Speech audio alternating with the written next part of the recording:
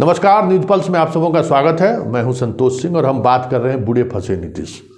जी हाँ, ये हम इसलिए कह रहे हैं कि शुरुआती दौर में यही लग रहा था कि आरसीपी के जाने के बाद जिस तरीके से उपेंद्र कुशवाहा को नीतीश रास्ते दिखा रहे थे, सेटल कर रहे थे, वो बड़ा आसान होगा। लेकिन अब ये आसान होता दिख नहीं रहा है। लगातार नीतीश पर दबाव बढ़ रहा है।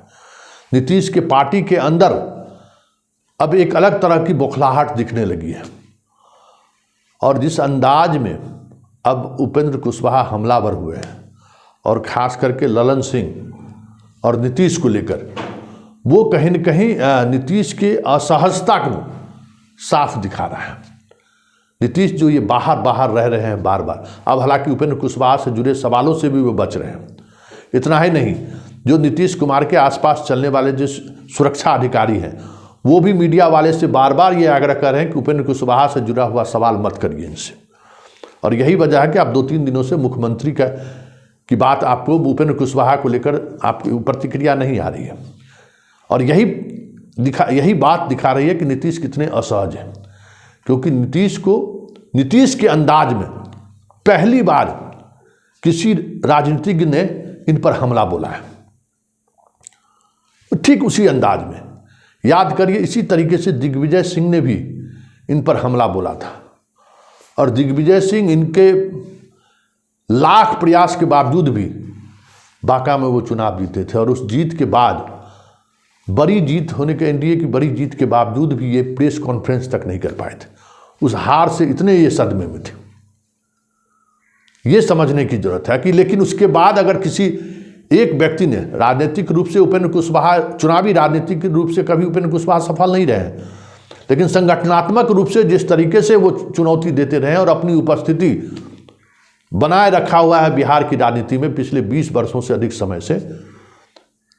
क्योंकि देखिए, कुशवाहा की भी राजनीति, जैसे नागमणि आए गए, सम्राट चौधरी का परिवार आया गया, देख लीजिए ना, भीम सिंह आए गए, बहुत सारे कुशवाहा के ऐसे नेता पैदा लिए, आए और गए, लेकिन उपेंद्र कुशवाहा आज भी बना हुआ है। कुछ तो बात है। तो जो उनके अंदर जो जिस बात की हम चर्चा कर रहे हैं, वही बात नीतीश को आज असहज किए हुए है।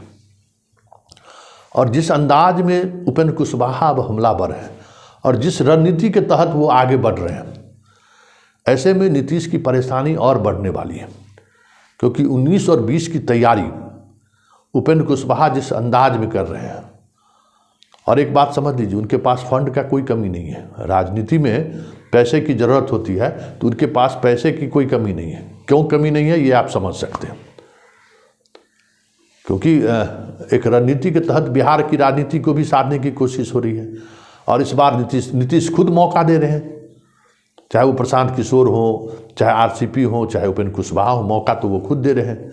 इनको आज भी लग रहा है कि हम पुराने ही फॉर्म में हैं, 2010 वाले ही फॉर्म में हैं, हम जो चाहेंगे बिहार की जनता वही चाहेगी। तो ये राजनीति, जैसे क्रिकेटर को कभी भ्रम होता है ना कि भाई उम्र के ढलान के बाद चीज़ों को महसूस करना चाहिए कि भाई अब हमारा उस परफॉर्मेंस में हम नहीं जा सकते हैं।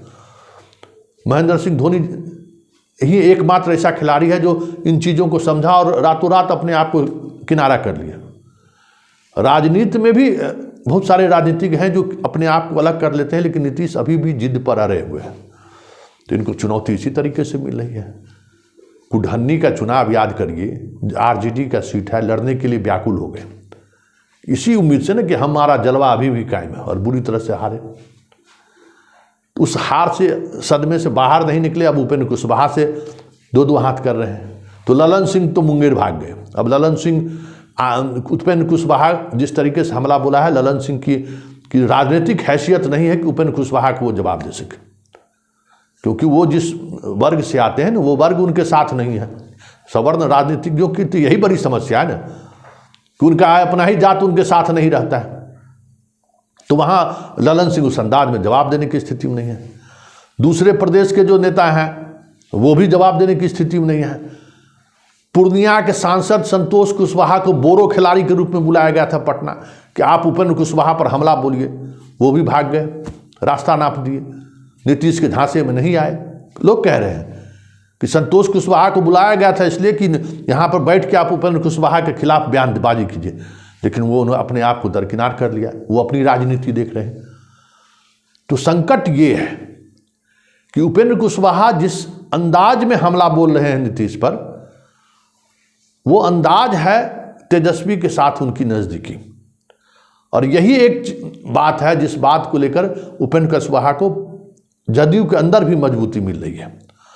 और ऐसे तमाम विधायक, सांसद और पार्टी के पदाधिकारी जिनका राजनीतिक आधार यादव के खिलाफ रहा है, वो कुशवाहा के साथ दिल से हैं।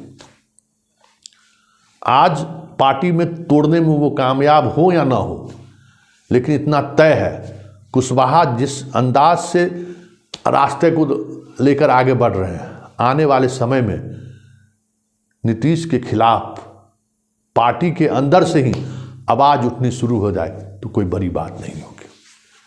इसलिए हम कह रहे हैं कि इस बार नीतीश बुरे फंसे हैं, और वो अपने ही बुने हुए जाल में फंसे हैं, जिसको वो उत्तराधिकारी नियुक्त करके आरसीपी को सेटल किए।